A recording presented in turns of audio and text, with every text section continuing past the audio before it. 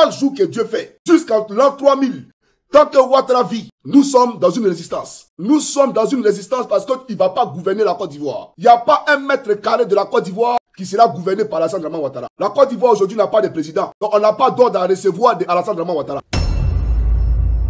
Ouattara n'est pas sa première crise.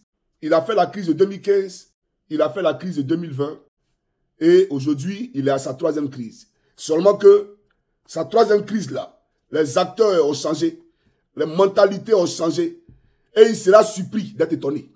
Alassane Draman Ouattara pense qu'il a affaire à la jeunesse ivoirienne de 2015. Alassane Ouattara pense qu'il a affaire à la jeunesse ivoirienne de 2020. Hélas, le président Bédié n'est plus parce qu'il a été fiolé. Sinon, s'il était là, je pense qu'il y a longtemps que les choses auraient bougé. Mais Ouattara, comme il consulte, c'est un sorcier. Et donc, il a précipité la chute du président Henri Konan Bédié. Que Dieu, bien entendu, ait pitié de son âme. Mais j'aimerais dire que ce qui est en train de se passer, c'est du déjà vécu, du déjà vu pour Ouattara. Ouattara a déjà vu ça. Il n'est pas à sa première crise. Je ne parle même pas de la rébellion. Je ne parle pas du coup d'État échoué. Je ne parle pas du complot de la Mercedes noire, ni du complot du cheval blanc. Je parle de la crise de 2015. Parce qu'en 2015, il y a eu une crise. Parce que Ouattara ne pouvait pas être candidat en 2015. Ça, les jeunes ne le savent pas, mais je vous l'ai dit. En 2015, Alassane Draman Ouattara ne pouvait pas être candidat dans notre pays, la Côte d'Ivoire. En 2020, pareil. Et en 2025, pareil. C'est suite à un accord. Parce que la Côte d'Ivoire a été agressée par Draman. Donc, pour rechercher la paix, chers jeunes patriotes, pour rechercher la paix, le président Laurent Gbagbo a fait fi. C'est-à-dire qu'il a écarté la Constitution. Il n'a pas regardé la Constitution. Parce que si on voulait lire le droit, Alassane Draman Ouattara ne pouvait jamais candidater à une élection présidentielle en Côte d'Ivoire. Donc c'est suite à un accord. Ils sont allés à Makoussi. Et c'est à Makoussi, ils ont dit, écoutez, il y a trop de morts pour la paix. Faites ce sacrifice-là et permettez à tous les acteurs d'être candidats. Donc ce n'est pas la loi qui a fait de Ouattara un candidat. C'est Laurent Gbagbo, pour chercher la paix, qui a fait de Draman Ouattara un candidat. Ne l'oubliez jamais. Ce n'est pas le droit ivoirien, ce n'est pas la constitution de notre pays qui a rendu ce monsieur-là éligible. Voilà pourquoi on a suivi une première crise en 2015. En 2015, Francis Vaudier a refusé de s'aligner dans cette forfaiture. Et ils l'ont obligé, c'est-à-dire il a démissionné. Parce qu'il ne voulait pas cautionner, d'accord, la forfaiture de Draman. Vu que Draman ne pouvait pas être candidat. Le président Gbagbo a été clair.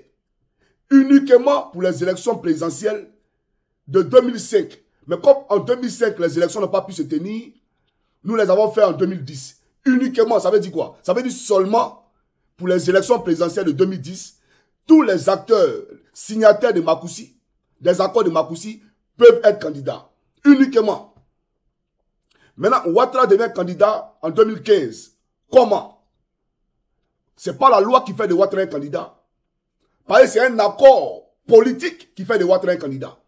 Ce n'est pas la constitution de Côte d'Ivoire qui fait de Ouattara un candidat. C'est un consensus politique qui fait de Ouattara un candidat. Et donc, il va tripatouiller la constitution et faire valider de bout en bout son dossier de candidature par dérivation.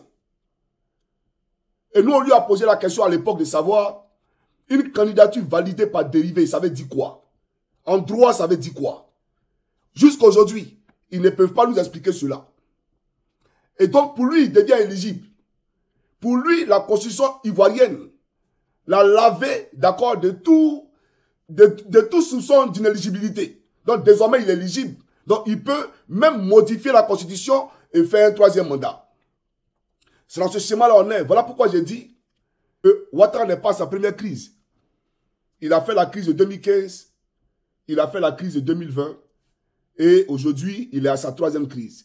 Seulement que sa troisième crise-là, les acteurs ont changé, les mentalités ont changé et il sera surpris d'être étonné. Il sera très très surpris d'être étonné. J'aimerais vous rappeler que en 2000, quand le président Gbagbo a demandé au peuple de Côte d'Ivoire de descendre dans les rues pour dire non à Gueye, parce que Gueye Robert, ayant vu qu'il avait perdu les élections, a fait un coup d'État en prenant Honoré Gueye pour bien entendu s'auto-proclamer président de la République. Et donc, quand la jeunesse est sortie, on a confronté le Boka Yapi. Il y a eu des morts. Mais au finish, là, ça a été quoi? L'armée s'est rabattue du côté de la population. C'est le même cas de figure aujourd'hui à Madagascar. En Madagascar, l'armée aujourd'hui est descendue. Pourtant, cette armée-là, elle miniguait, elle flagellait, elle tuait la population hier. Mais aujourd'hui, elle a compris. Parce que tu ne peux pas tuer le peuple. Tu ne peux pas tuer tout le peuple. Ce n'est pas possible. C'est impossible. Donc, cette armée-là, elle est en train de courir dans le carton. Nous en parlerons tout à l'heure. Je suis venu vous donner quelques astuces. Vous comprenez? Donc, la résistance, là, elle vient de commencer. Il ne faudrait pas que Ouattara pense que les gens sont sortis hier, ils vont rentrer chez eux et puis c'est terminé. Non. Chaque jour que Dieu fait, jusqu'en l'an 3000, tant que Ouattara vit, nous sommes dans une résistance.